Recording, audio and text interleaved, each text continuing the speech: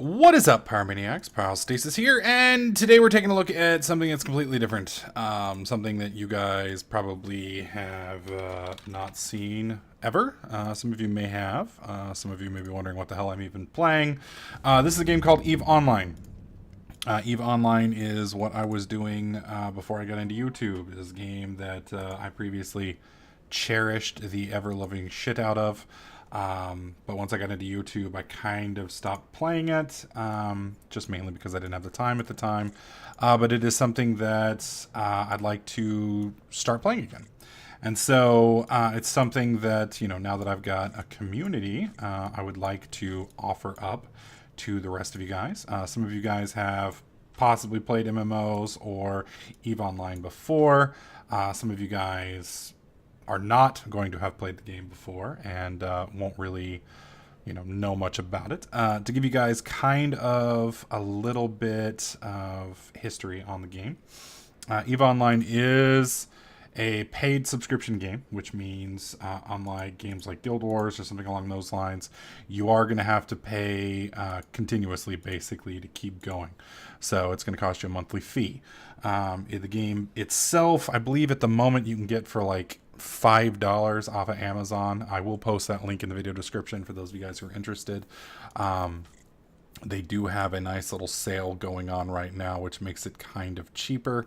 The other thing is, one thing that makes it different than some of the other MMOs that are out there is you can actually pay for the game with real or with in-game money.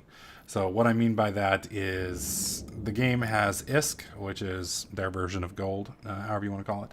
And this gold can be used to buy game time, which other games have started mimicking. I think it's, what is it? I know Guild Wars 2 has a sort of system, although they don't have a paid system. They do have some similarities. Oh god, I gotta get off here. Stargates, go! Get the fuck off of this! This right here is Jeddah. Jeddah is basically the Walmart of EVE Online. Unfortunately, there is a bunch of folks right now that are kind of having fun blowing people up, so you kind of don't want to hang out in Jeddah at the moment. It can be kind of hostile to your continued survival. So it's definitely not a place you want to hang out at long term at all, if you can handle it.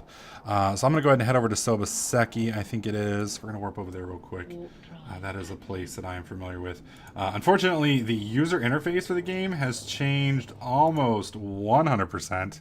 Well, I wouldn't say 100%, but there's a lot of... There we go. That's...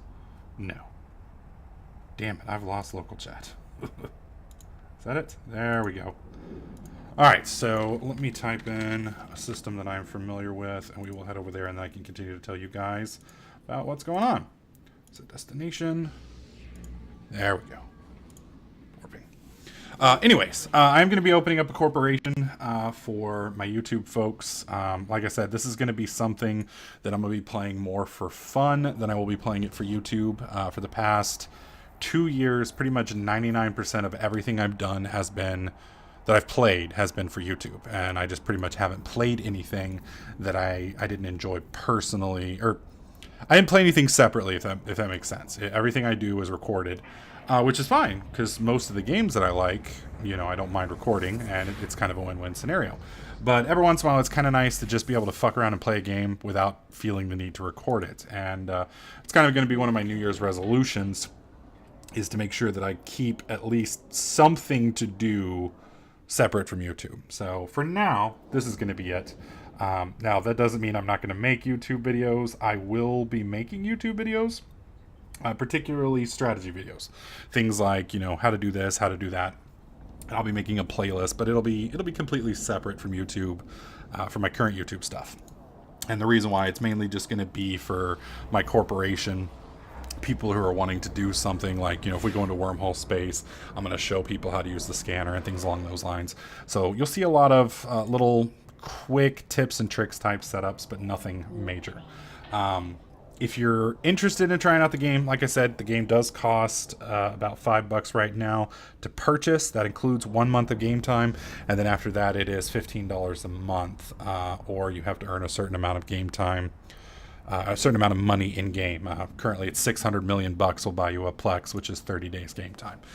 You can start earning 600 million probably within 2 months.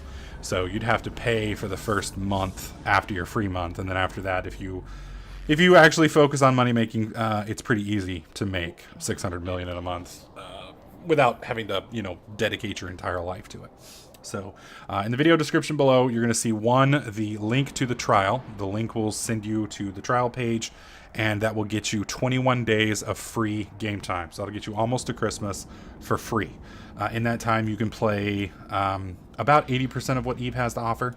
Like most games, EVE Online has, some sort of free trial. But unlike EVE Online, or like World of Warcraft or something like those, there is no level limit.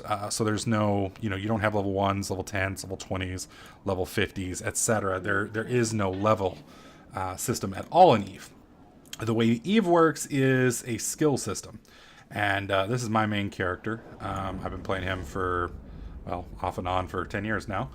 And, he's got a lot of skills, but compared to some people who've been playing for the entire 10 years, they would have a lot more skill points than I have. But skill points are basically the way you do everything.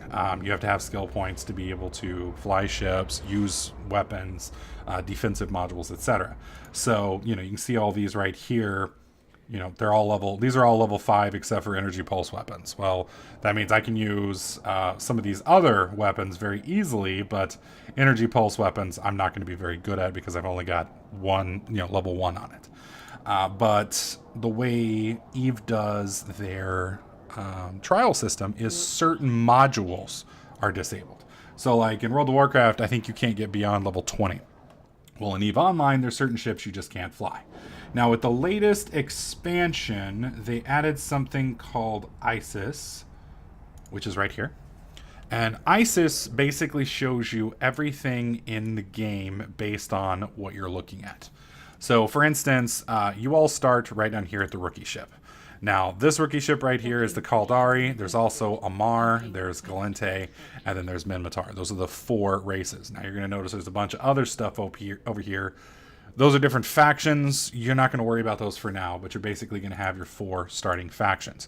If you choose to play, and I will make a more in-depth video on this in the next couple days, but if you choose to play, you're going to want to go either Amar or you're going to want to go Minmatar, in my opinion, because these are the 2 races. For the longest time, everybody picked Kaldari, and for the longest time, Kaldari was amazing. Then after that, Galente was pretty badass. And they were amazing. And then both of these kind of have slid back a little bit. So combat-wise and PvP-wise, Amar and Minmatar are your 2 best options, in my opinion. That doesn't mean the other 2 options aren't good. It just means that these 2 are a little bit better in PvP situations. Now, I'm going to give you guys a brief overview of these 2 differences. Amar Empire, which is all of these ships here. And there is quite a few of them all the way out to, dreadnoughts, carriers, and titans. Amar is the laser race. They use lasers, all sorts of different types, close range, long range, etc. They have some minimal drone stuff, and then their defensive is based on shields. Or not shields, armor. Sorry, armor. With armor tanking, basically you don't care about your shields melt off, but your armor is hardcore. And unlike shields, armor is what they call an active tank. So if I'm shooting at you, I'm blowing holes in your armor, and your armor is repairing with a repairer, and you're trying to repair faster than I can do damage. And that's what an armor tank consists of. Amar has some awesome ships, mainly in the command ships, battle cruiser line, battleship line, and pretty much beyond is top notch. They've got some really, really good stuff up here. They've also got pretty much the best logistic ship next to the Guardian is their logistic ship. The other one that's really good is the Sleipnir. Those are the 2 really, really good ones.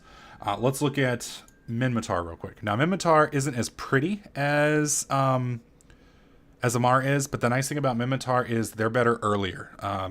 Amar kind of works really good post cruiser, so like right around battle cruiser level, they start to get really, really good, but their frigates and their cruisers are kind of meh.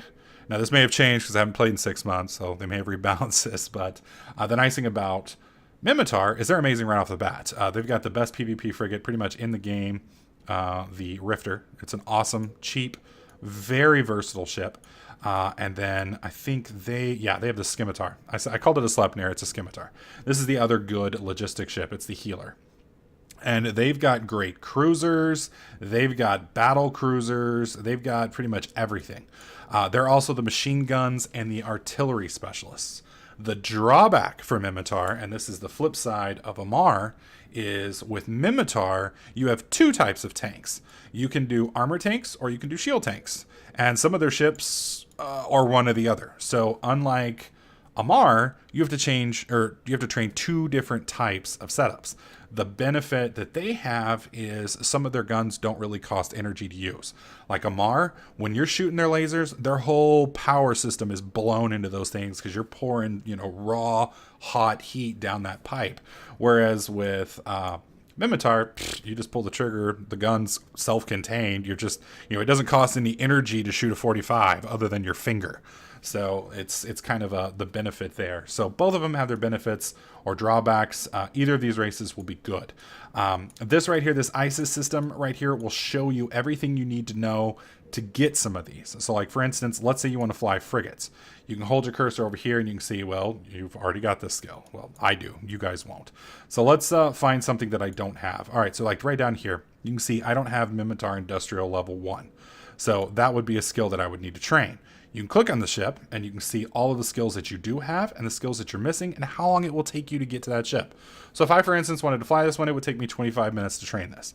That brings us to the single biggest difference from EVE Online and World of Warcraft or those is this game, unlike those, has no level system and it's completely open-ended and it's time-based. So for like, let's say, well, here, let me find the skill that I'm currently training. Where is it?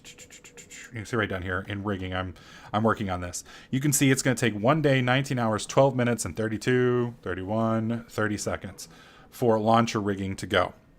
Now, whether I'm online or offline, this skill is going to get better. So I don't have to actually be online to work on this. I don't have to go kill monsters to level up.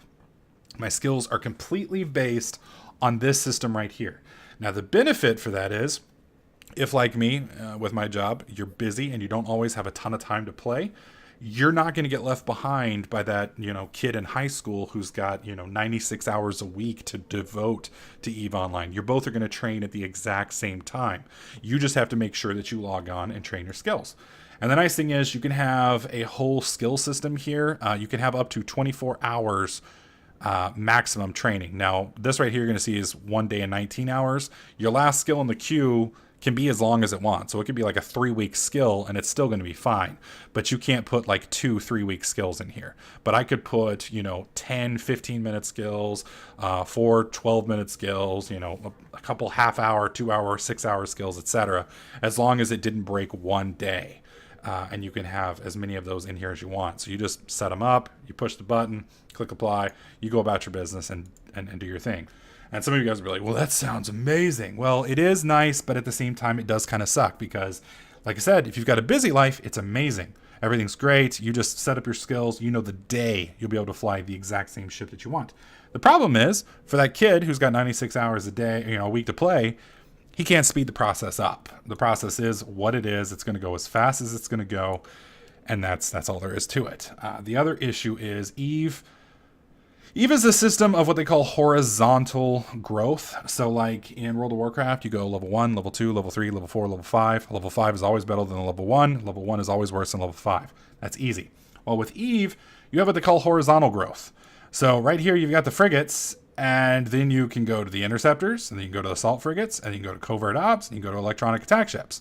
Well, all of these ships right here are on the same horizontal plane, technically, as a frigate. So let's just call this level 1. So at level 1, you can specialize in any of these little ships, and each of these ships has special bonuses that they'd use. So for instance, an interceptor, it's a very low-level ship or a low-tier ship, but it plays a very crucial role in some of the larger battles. So just because you're in a command ship over here doesn't necessarily mean you're better than an assault frigate. You just have a different role. So instead of having that level 5 just being able to bitch slap that level 1, now the level 1 and the level 5 are basically just doing different roles. So for instance, interceptors, what they do is they are incredibly fast ships that are capable of closing range and keeping a ship locked down. So like, let's say you're out, in enemy territory doing whatever you're doing, and one of the enemies sees you and intercepts you. So he comes in with an interceptor. This thing's faster than your ship. You're in a battleship, let's say. And he can keep you locked on the field, and because he's so small and so fast, your battleship can't shoot him because your guns are too slow. They're too big. It's like trying to move a giant artillery piece and shoot a kid that's running around in circles around the artillery piece. You're never going to be able to move that artillery piece fast enough. Now, on the flip side, that battleship, for whatever reason, let's say that Tempest, he's never going to die to this interceptor, but the interceptor's never going to die to the Tempest unless he's stupid. And so he's going to keep the Tempest on the field till his buddies show up, and then his buddies are going to take care of the Tempest. And so that's kind of the way EVE works, is you have to kind of decide what roles you want. And then you've got to be very careful because you can't do everything. It's just like in World of Warcraft, let's say you want to play a healer, let's say you want to play a tank, let's say you want to play a damage dealer. Well, that's 3 different roles. So in World of Warcraft, you'd have to level 3 different characters to 80, progress them all the way, and then you'd be able to play those 3 roles. EVE's very similar to that, just in a little different light. So let's say you wanted to be able to do healing, let's say you wanted to be able to do tanking, and let's say you wanted to be able to do DPS roles. Well, for the healing, you're going to want to come all the way up here to logistics, which is way up here north, and you want to train all of these skills right here. And these skills are going to give you the ability to heal other ships, specifically ships that use shields. Well, let's say you want to do badass DPS and tanking. Well, for those, you're going to have to come down here to either command ships, battle cruisers, or battleships. All 3 of those have different capabilities in those lines. Well, as you can see, they're in totally different areas. And a command ship requires different skills than a logistics ship does. The problem is, if you want to fly both of these ships, training for both of them takes a long time. And so what a lot of people will end up doing is they'll make their main character, and their main character is going to be the tank. And then they'll make a secondary character, and their secondary character is going to be their healer. And then some of them will make a third one that's going to be their transport ship. He's going to move everything around for him. He's going to salvage. He's going to do all this, etc., etc. So when you first make your character, kind of think about what you want to do. And I'll go into more detail on this in the next couple of videos because this one's going to get kind of long-winded. But think about what you want to do. Do you want to be a support guy? Do you want to be a healer? Do you want to be damage dealing? Do you want to be one of the guys on the front line that warps in and just blasts people? Think about how you want to run your character, and then we'll set up some builds so that all you have to do basically is just set up your skill queue right here with a certain level, couple abilities, and we'll get you going and get you rolling that way. So I've kind of gone on a lot longer than I meant to. Just to kind of summarize for those of you guys who are still with me, I'm going to be starting a corporation on EVE Online. It's called Pyro's Pyromaniacs, which you can see right here. This is going to be part of an alliance, and it's going to have a couple sister corporations eventually. But for now, it's just one. We're going to be doing mainly combat, wormholes, and some PvP. We're going to start off with small stuff, mainly frigate roams and things along those lines. And if you want to participate, if you've already got an EVE account, just contact Pyrostasis. That's the name of my character in game. I will be making a recruiting setup, so all you have to do is click on the guild and apply. Just make sure you let me know who you are and where you're from. If you don't have the game, in the video description below, you're going to see a link that'll get you a 21-day free trial. That's 3 weeks of free game time. That's plenty of time for you to try the game out, see what you think. If you're pretty sure you're going to like it, there's also going to be a link in the video description that's going to allow you to get the game for the next couple days anyways, and maybe for the rest of Christmas for $5. That will get you 30 days on top of your 21-day free trial. So if you end up getting both of those, that'll give you 51 days of free gameplay. And coincidentally, 51 days of free gameplay will put you at a point where you'll be able to probably be self-sufficient at that point, as long as you build straight 4 battle cruisers. And then at that point, you'll be able to make the 600 million a month you need to keep your character going if you don't have the cash. So basically for $5, you'll be able to play EVE Online pretty much self-sufficiently inside of 2 months. And I think I've pretty much rambled on a little bit too long. So, like I said, if you have any questions, feel free to leave them in the comment section below. I'll answer them as best as I can. Feel free to start a conversation with me in Eve. Once again, that is Pyrostasis. Just shoot me a message, and I will answer that. I think that's pretty much it. So, hope you guys have a great Turkey Day. Thanks for listening. Hope you liked this video. If you did, slap that like button. Make sure you subscribe, and I'll catch you guys in the next clip.